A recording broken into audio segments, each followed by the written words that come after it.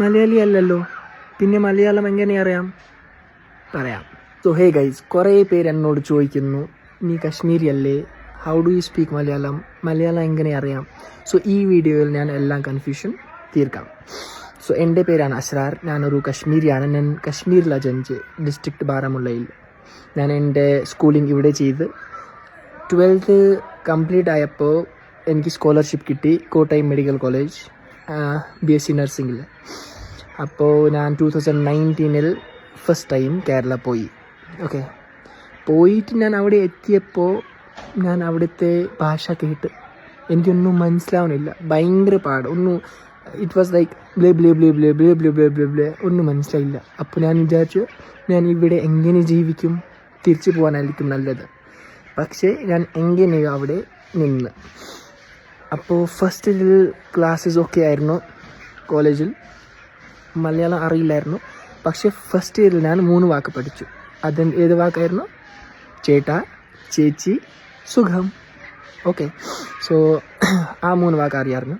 പിന്നെ second year കയറിയപ്പോൾ ഫ്രണ്ട്സിൻ്റെ കൂടെ കഴിക്കാൻ പോയി, ക്ലാസ്സസ് ആയിരുന്നു. അപ്പോൾ ഫ്രണ്ട്സിൻ്റെ കൂടെ സംസാരിച്ചു. പിന്നെ നമുക്ക് ഹോസ്പിറ്റലിലും ഡ്യൂട്ടി ഉണ്ടായിരുന്നു. അപ്പോൾ അവിടെ കുറേ പേഷ്യൻസ് ഒക്കെ ഉണ്ടല്ലോ. അപ്പോൾ പേഷ്യൻസിനോട് സംസാരിച്ചിട്ട് ഞാൻ മലയാളം പഠിച്ചു, മനസ്സിലായല്ലോ. അങ്ങനെ ഞാൻ ഒരു 3-4 വർഷം എടുത്തു മലയാളം പഠിക്കാൻ വേണ്ടി. ഇപ്പോഴും എനിക്ക് കുറച്ച് കൺഫ്യൂഷനൊക്കെ ഉണ്ട്. ഫോർ എക്സാമ്പിൾ പാല്, പല്ല്, പുലി, അങ്ങനെ കുറേ ഉണ്ടല്ലോ. അപ്പോൾ കൺഫ്യൂഷനാണത്. പിന്നെ ഞാൻ കംപ്ലീറ്റ് ചെയ്തു ഡിഗ്രി 2 years ബാക്ക്. 2 years അല്ല, 1.5 വർഷമായി. അവിടെ തന്നെ ഇൻറ്റേൺഷിപ്പ് ചെയ്തു. അത് കഴിഞ്ഞിട്ട് ഞാൻ അസ്റ്റർ മെഡ്സിറ്റി എറണാകുളം ഉണ്ടല്ലോ, അവിടെ കയറി. പക്ഷേ അവിടെ റിസൈൻ ചെയ്തു. അതെന്ന് വെച്ചാൽ എനിക്ക് എയിംസിൽ കിട്ടി, എയിംസ് ജാർഖണ്ഡിൽ. അതും ഞാൻ അവിടെ നിന്ന് പോകുന്നു, മനസ്സിലായോ.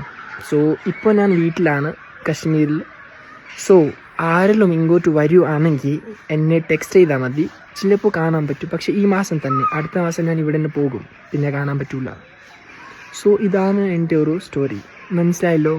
ഇനി ആർക്കെങ്കിലും ഇനി വേറെ കൺഫ്യൂഷൻ ഉണ്ടെങ്കിൽ കോമെൻറ്റ് ചെയ്താൽ മതി, അല്ലെങ്കിൽ DM ചെയ്താൽ മതി. So for now, take care, bye bye.